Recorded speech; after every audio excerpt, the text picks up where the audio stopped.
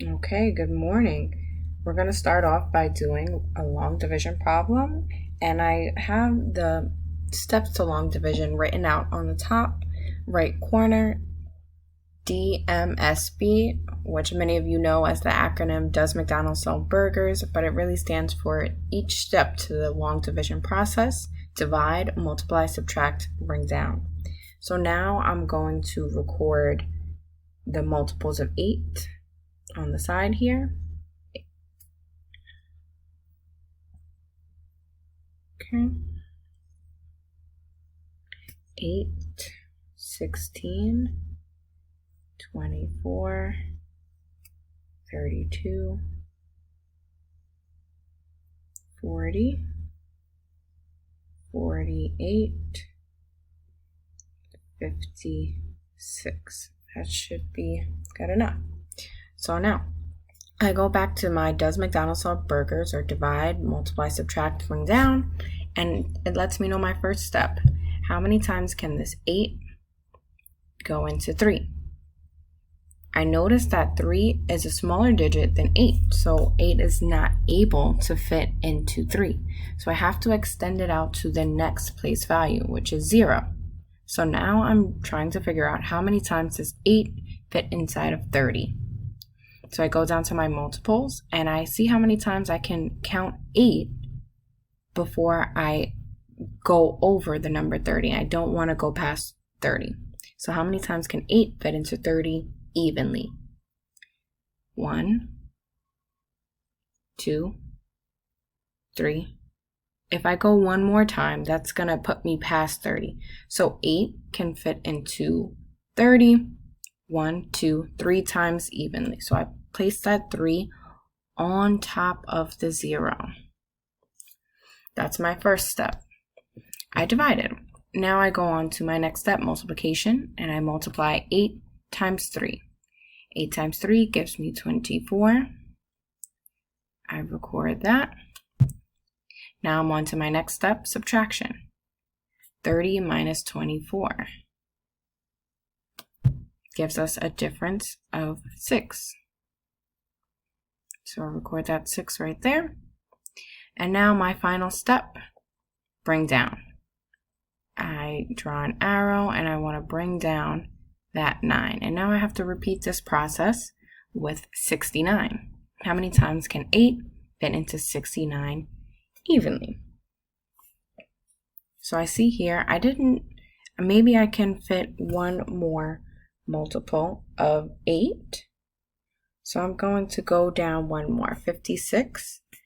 And let me just make a little space here.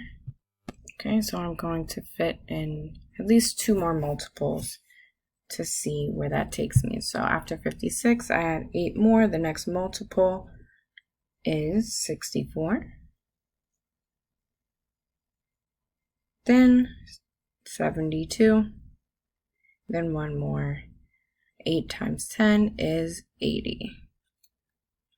So there are our multiples. So now I'm looking to see how many times can 8 fit into 69 without going over. So let's count. I'm going to use a different color. 1, 2, 3, 4, 5, 6, 7, 8. If I go one more, that'll be over 69. So 8 can go into 69 8 times. So I place that 8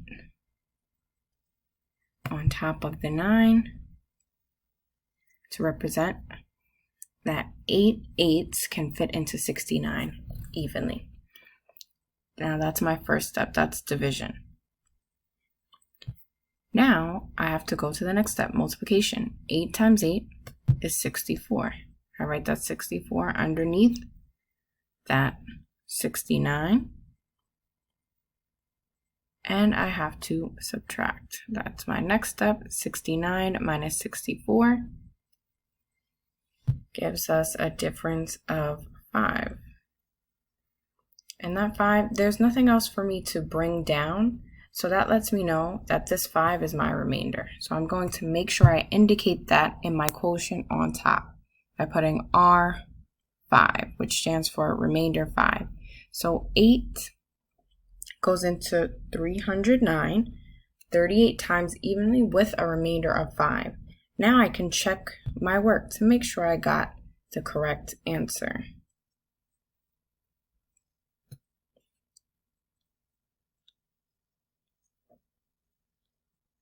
So to check my work, I'm going to use the inverse operation.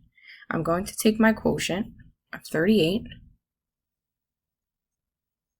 and I'm going to multiply it by 8 because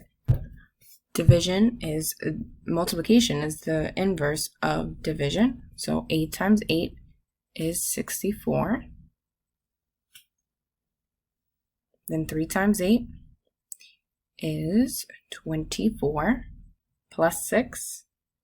That gives me 24 plus 6 gives me 30. So we have 304, and now we have to add our remainder of 5. 304 plus 5 gives me 309.